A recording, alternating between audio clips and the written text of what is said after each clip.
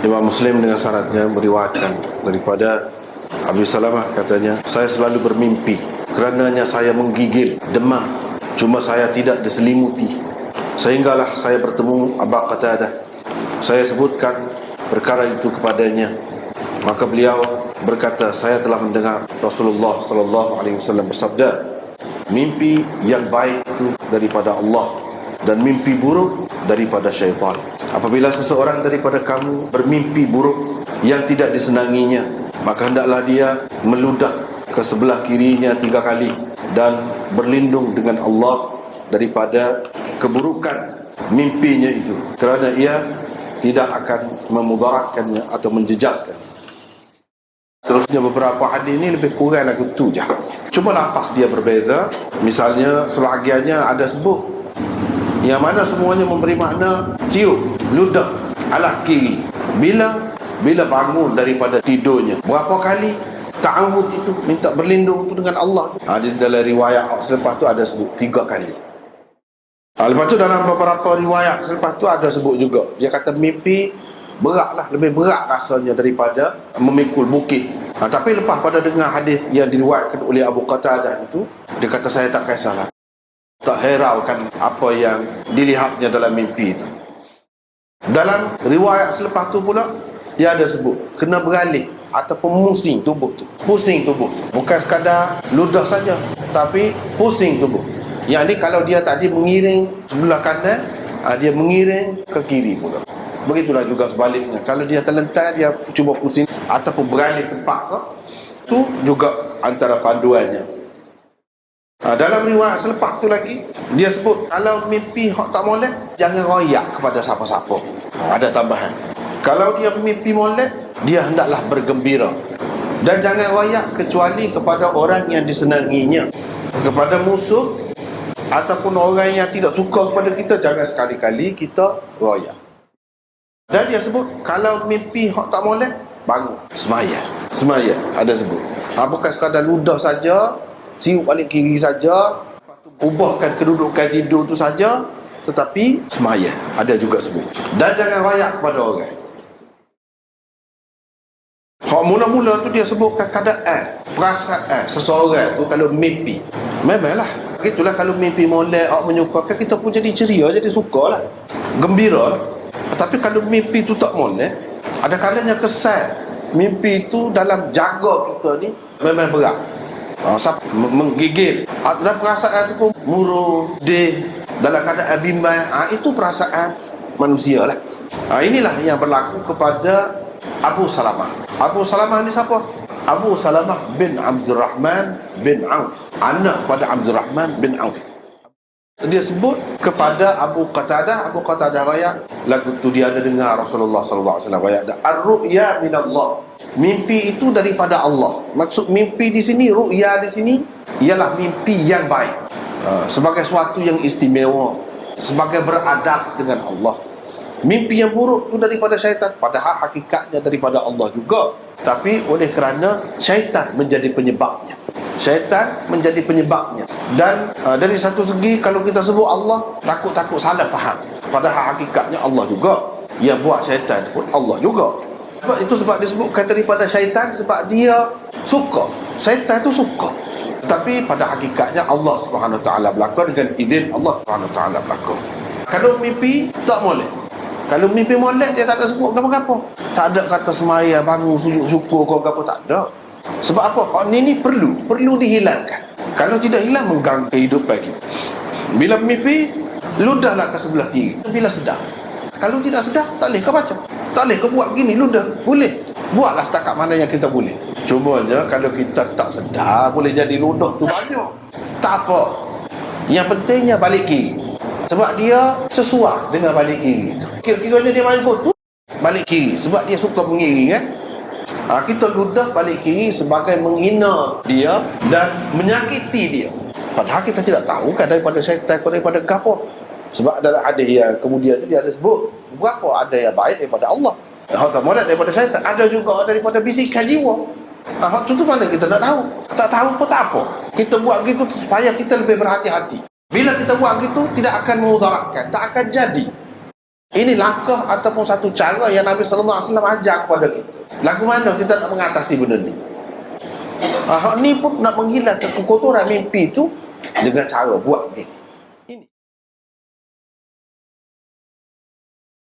ada beberapa cara, iaitu kalau kita tengok pada keseluruhan hadis. Yang pertama, ludah ataupun tiup ki. Yang kedua, ta'awud. Baca a'udzubillahi minasyaitan. Sekurang-kurang nak tambah a'udzubillahi minasyaitanir rajim pun tak apa juga. Yang ketiga, tukar kedudukan kita. Kedudukan kita kalau kita terletak mesti alah kanan ke, ataupun kalau perlu bangun ke dulu, berjalan ke dulu, beralih tempat. Tidur tu sebelah lagi ke, itu ada faedahnya. Yang keempatnya, sembahyang. Itu langkah-langkah yang boleh diambil oleh seseorang itu apabila dia bermimpi yang tidak baik. Sebab apa? Dia akan lari jauh, dia tidak akan mari dekat kita. Kalau kita tidak buat semua, buat sebahagian yang tersebut di dalam hadis ni, kepada dah tak apa. Itu bergantung kepada kita lah. Tengok, kalau nampak rasa takut benar, berat benar, mungkin perlu buat semua. Kalau tidak berat benar, pada setengah-setengah saja. Itu bergantung kepada keadaan kita lah, kita sendirilah. Tengok keadaan kita. Ataupun kita mimpi dah, lepas tu mimpi pun banyak kali mimpi dah, ganggu tu. Boleh jadi molek kita buat semua.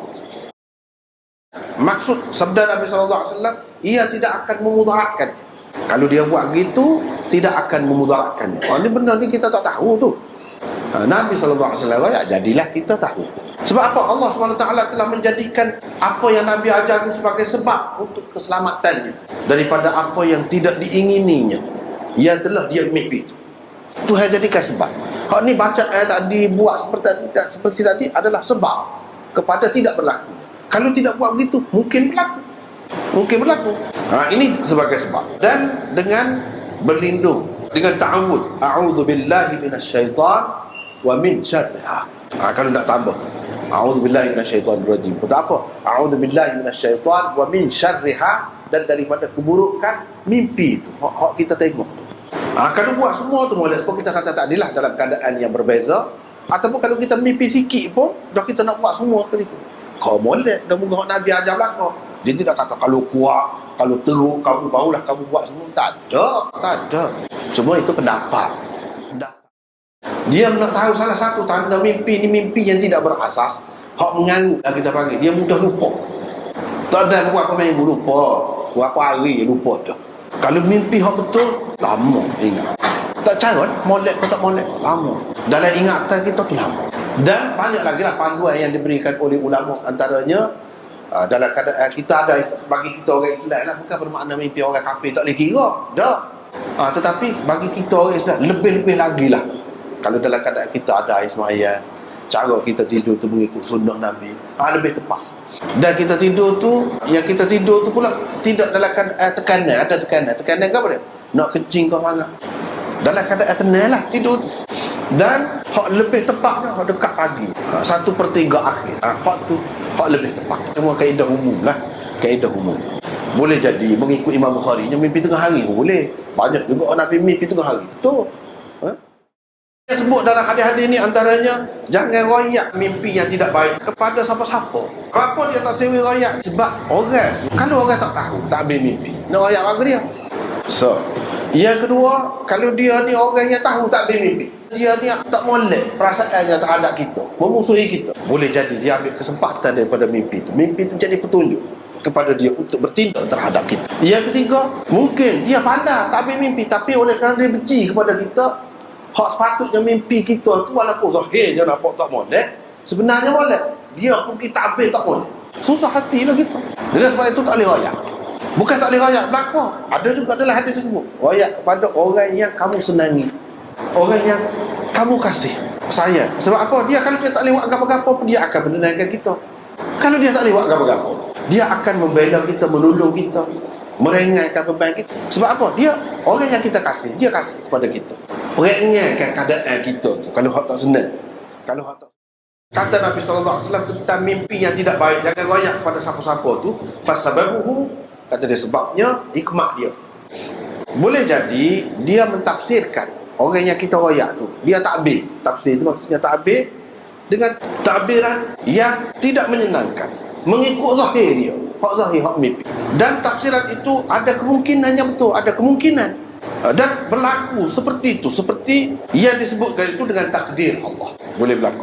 Sebab apa? Mimpi-mimpi ni seperti sesuatu yang terletak di kaki burung. Hak ni nak wayaknya, hadis ni atas kaki burung. Ini bahasa kiasan dalam bahasa Arab. Nak wayaknya benda ni terlalu mudah jatuh, tidak lekat. Supaya kita kata spotlah atas tanduk.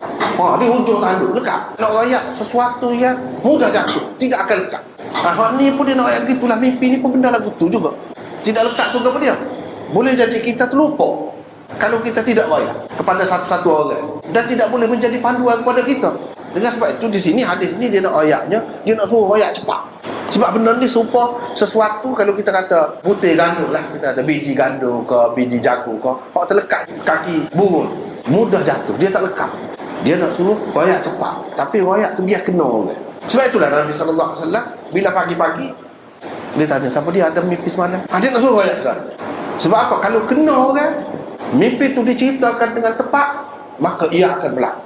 Ia boleh menjadi panduan dan pegangan oleh kita. Jadi sekurang-kurangnya kita jadi beringat. Kalau nak berlaku kurang ingat sikit. Begitulah harapannya.